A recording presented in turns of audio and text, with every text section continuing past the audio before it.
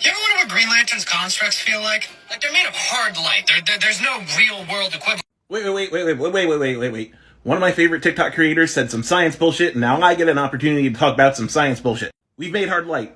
We've done it.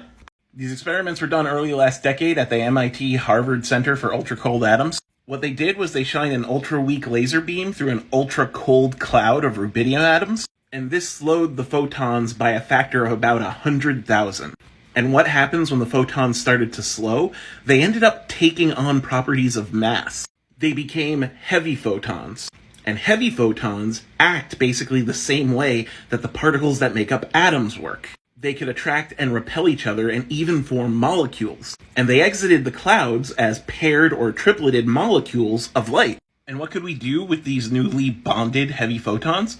We really don't know. Experiments are still being done on them, and they look like they could be key in some quantum computing experiments. Also, scientists are looking into the polariton, which is basically when a photon that is slow and heavy binds with a molecule of some other substance, like an atom of rubidium.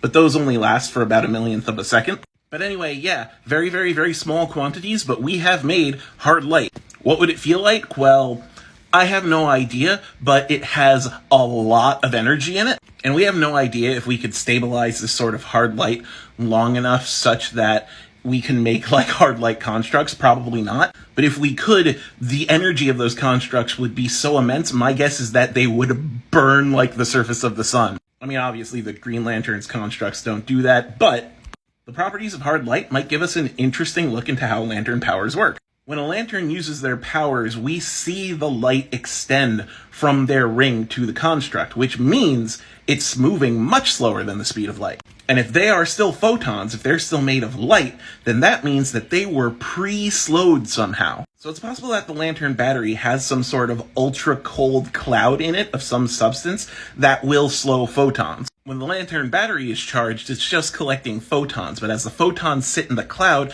they slow and become heavy.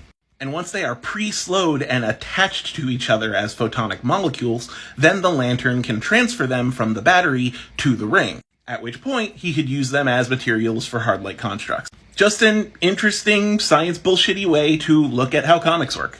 Anyway, I love your stuff, Panda. Thanks for letting me nerd out on this topic.